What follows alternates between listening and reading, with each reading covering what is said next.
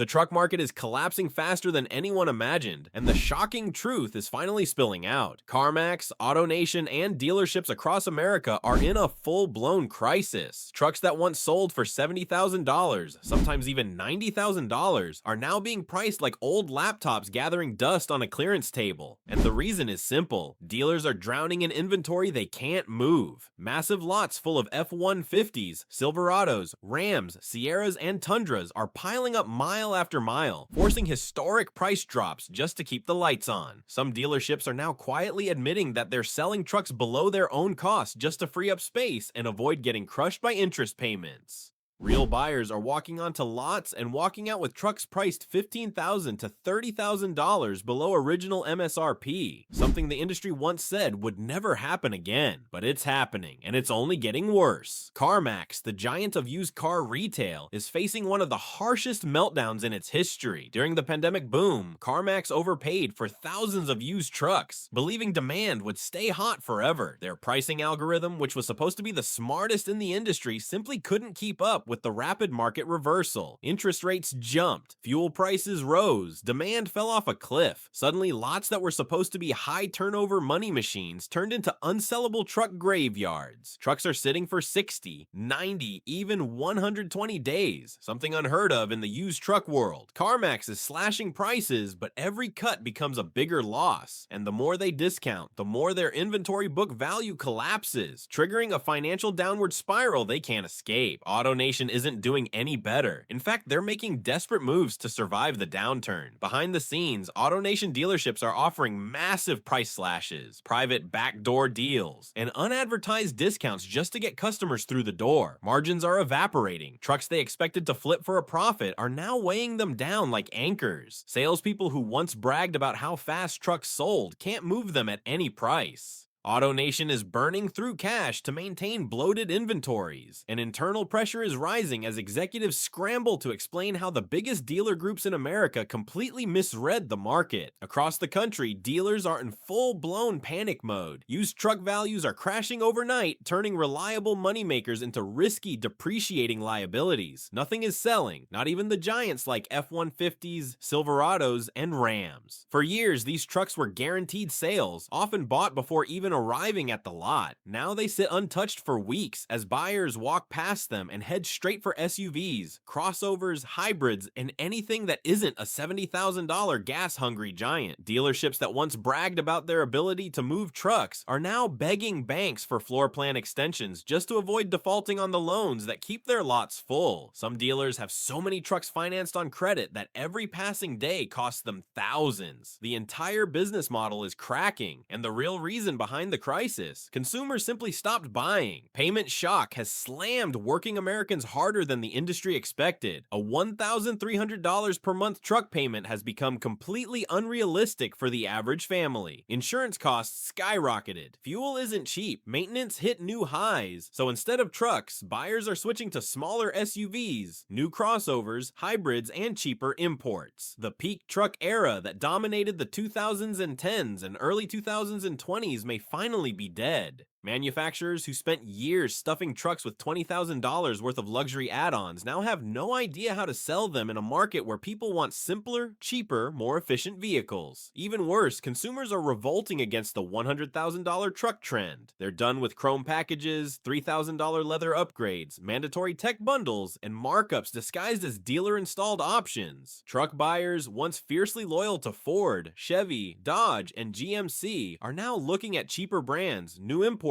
and smaller trucks that cost less and sip fuel. Demand has shifted drastically, and the big brands aren't prepared. The luxury truck bubble may have finally popped. Meanwhile, the repo wave is hammering the market even harder. Thousands of trucks bought during the pandemic at inflated prices are now being repossessed and dumped into auctions. Banks, terrified of massive loan losses, are denying large truck loans unless buyers have exceptional credit. Dealers are getting flooded with underwater trade-ins. Buyers owe $20,000 more than the truck is worth, making clean trades impossible. Trucks are piling up at auction lots faster than dealers can absorb them, pushing prices even lower and triggering a vicious cycle of collapsing values. Auctions are exposing the ugly truth the dealerships don't want you to know. Trucks are selling for pennies on the dollar, far below retail listings, far below dealer cost, and sometimes even below wholesale guide values. Dealers aren't fighting to win trucks anymore. They're fighting to lose the least money. It's a quiet bloodbath, and the auction prices prove the market has completely detached from what dealers are still trying to charge on their lots. And in this chaos, CarMax and AutoNation's biggest mistake becomes painfully obvious. They bet on the wrong market at the wrong time. They overpaid for used trucks when prices were at their peak, held onto inventory too long, and ignored the warning signs of collapsing demand. Now they're stuck with thousands of overpriced trucks that nobody wants. The future of the truck market is changing fast. Prices may continue falling. Dealers may start shutting down stores. Automakers will be forced to cut production as millions of dollars of inventory sit unsold. For the first time in years, buyers are gaining real power. Negotiation power, timing power, and market leverage. For consumers willing to wait and shop strategically, this could be a once-in-a-generation opportunity to get a truck for dirt cheap. The key is knowing where to buy, when to buy, how to negotiate, and what to avoid, especially underwater trades, repos with hidden problems, and financing traps that turn good deals into long-term losses. And as dealership pressure grows, CEOs across the industry are sounding the alarm. Dealer groups are issuing warnings. Automakers are cutting shifts, halting production, and freezing hiring. The crisis that started with trucks could spread to SUVs, sedans, EVs, and the entire auto market. The shocking truck price collapse didn't happen slowly or quietly. It hit like a tidal wave. Just a year ago, dealers were boasting about record demand, with $70,000 to $90,000 trucks selling instantly, sometimes even above MSRP. Now those same trucks are sitting on lots like abandoned monuments to a market that no longer makes sense. Dealers who once bragged that trucks never lose value are now watching brand new pickups plummet in price within weeks. The sudden crash feels almost surreal. A truck that cost $1,200 a month last year is now advertised with $20,000 discounts, free add-ons, and even extended warranties thrown in just to get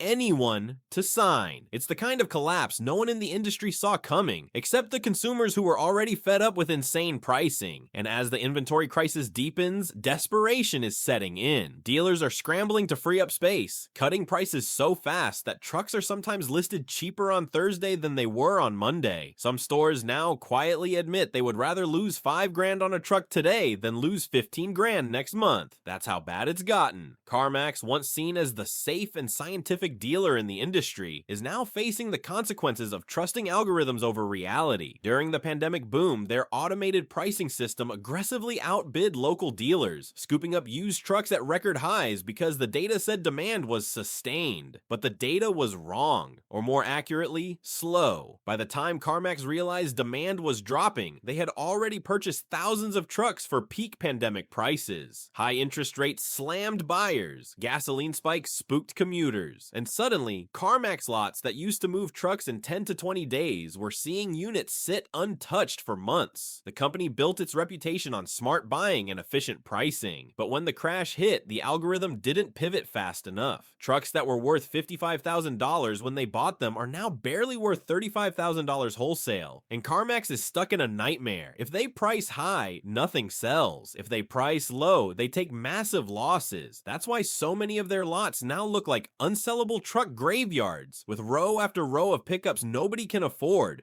or wants. AutoNation's situation is even more chaotic. Unlike CarMax, AutoNation still relies heavily on the traditional dealer game. Markups, add-ons, incentives, and negotiation. But those tactics simply don't work in a collapsing market. The company is now slashing prices to historic lows, but they don't want the public to know how desperate things are. Instead of advertising massive discounts publicly, which would trigger panic across their entire customer base, they're quietly offering backdoor deals to walk-in buyers who seem serious. Sales managers who once bragged about high margins are now whispering things like, "I can go $10,000 lower if you buy today, but don't tell anyone." AutoNation's margins are evaporating at a speed the company has never seen. Their corporate reports can't hide the reality: bloated inventories, slow sales, shrinking profits, and enormous carrying costs. Executives are scrambling to blame interest rates, blame consumers, blame anything except the truth. They held on to too much expensive inventory for too long. Dealers nationwide are now experiencing something they never expected: trucks that simply won't sell. Even the most popular models, the F-150, Silverado 1500, Ram 1500, are sitting on lots collecting dust. These are trucks that were once practically guaranteed sales, often ordered before they even arrived. Now, buyers walk past them with zero interest. The used truck bubble didn't deflate, it popped, and the fallout is brutal. Dealers are calling banks, asking for extensions on their floor plan loans, the financing dealers use to stock inventory. Some banks are refusing to extend terms, forcing fire sale price cuts so dealers can get trucks off the books. Others are tightening credit, demanding more collateral, or raising rates on struggling stores. Dealers who once laughed at the idea of losing money on trucks are now losing thousands per unit, and the pain is just beginning. The deeper cause of the crisis is brutally simple. Consumers have stopped buying trucks because they can no longer afford them. A $1,300 per month payment used to be reserved for luxury cars. Now it's normal for a well-equipped full-size pickup, and buyers are saying no thanks. Not only have prices skyrocketed, but insurance premiums have exploded. Maintenance costs are higher than ever. Fuel efficiency hasn't improved enough to justify the expense. Working Americans are doing the math and realizing that trucks, once symbols of practicality and utility, have become financial traps. So buyers are opting for crossovers, compact SUVs, hybrids, plug-in hybrids, and cheaper imports. The big three US truck makers built their entire business around the idea that Americans would always pay more for bigger trucks. But the culture has shifted. People no longer want the biggest vehicle on the block. They want something that won't destroy their wallet, and that shift is rewriting the entire market. Consumers are also revolting against the era of $100,000 trucks. For years, automakers kept pushing luxury packages, $3,500 tech bundles, mandatory premium options, and leather interiors that added $10,000 to the price tag. Dealerships loved it. More add-ons meant more profit. But now, buyers don't just dislike those options. They're actively rejecting them. They're sick of paying luxury car prices for what is supposed to be a work vehicle. They're tired of seeing $20,000 worth of upgrades that have nothing to do with towing or hauling. And as the price backlash intensifies, many are switching to cheaper brands or new entrants offering simpler, more affordable trucks. Smaller trucks, once considered niche, are becoming mainstream again. That's the new reality automakers can't ignore. Meanwhile, the repo wave is pouring gasoline on the fire. Thousands of trucks purchased at inflated pandemic prices are now underwater by tens of thousands of dollars. As financial stress hits households nationwide, repossessions are surging. Banks are repossessing trucks faster than they can process the paperwork. These repos go straight to auction, where they flood the market, destroy resale values, and force dealers to reprice everything on their lots.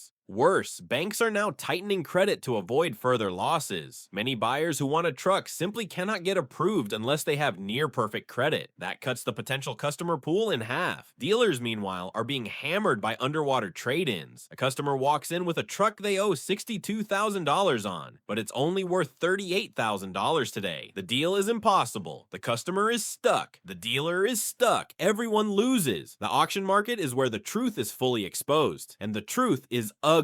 Trucks are selling so cheaply at wholesale auctions that dealers are openly shocked. Some trucks are going for 40% less than they did 6 months ago. Others aren't receiving bids at all. Auctioneers are begging for offers. Dealers aren't fighting to win trucks. They're fighting to not get stuck with inventory that will lose them even more money. Wholesale prices are now so disconnected from retail listings that buyers who know how the market works can instantly spot inflated prices online. And once customers start comparing auction trends to dealer listings, they start negotiating harder, which only amplifies the crisis for dealers. CarMax and AutoNation made the same catastrophic mistake. They bet big on high-priced trucks right as the market was turning. They relied on forecasting models and past trends instead of acknowledging the obvious signs of decline. They overpaid when demand was fake, held inventory when prices began collapsing, and ignored the rapid shift in consumer behavior. Now they're paying the price. And because they're the biggest players in the used vehicle industry, their meltdown is dragging everyone else down with them. The future of the truck market is being reshaped in real time. Prices are likely to keep falling as dealers attempt to offload the mountain of inventory they've been sitting on. Some dealerships, especially smaller ones without strong financing, may shut down entirely. Automakers will be forced to cut production, delay new models, and rethink their entire truck strategy. For the first time in over a decade, the power is shifting back to the buyer. Consumers will have more leverage, more options, and more negotiating power than they've had since 2008. This is the moment savvy buyers have been waiting for, and right now, buyers have a rare opportunity to score dirt cheap trucks. If they know where to look, the best deals are often hidden. Dealer cash offers that aren't advertised, inventory that needs to be cleared before month end, repos at auctions, and units dealers want gone immediately because the floor plan costs are killing them. The key is timing, patience, and knowing how to recognize a collapsing market. But buyers must also be careful. Underwater trades, predatory financing, repos with hidden issues, and inflated dealership fees can turn a good deal into a financial disaster. Navigating the market requires strategy, and in the middle of a panic, strategy is everything. As the crisis deepens, CEOs across the auto industry are sounding the alarm. Major dealer groups are issuing warnings to shareholders about declining margins and softening demand. Automakers are cutting shifts, reducing production targets, and quietly canceling optional packages that no one wants anymore. The fear inside boardrooms is growing. If trucks, the profit engines of the US auto industry, are collapsing, what comes next? SUVs, EVs, luxury cars. The truck crisis might just be the first domino in a much larger industry-wide meltdown. Inside dealership offices, the panic is becoming impossible to hide. Managers who once walked around confidently are now glued to their screens, watching real-time market data that gets uglier by the day. Every morning starts the same way, comparing auction values, checking overnight price drops, calling lenders begging for extensions, and having tense meetings about which trucks need immediate markdowns. Dealerships that once bragged about record profits are now why salespeople are feeling the pain too.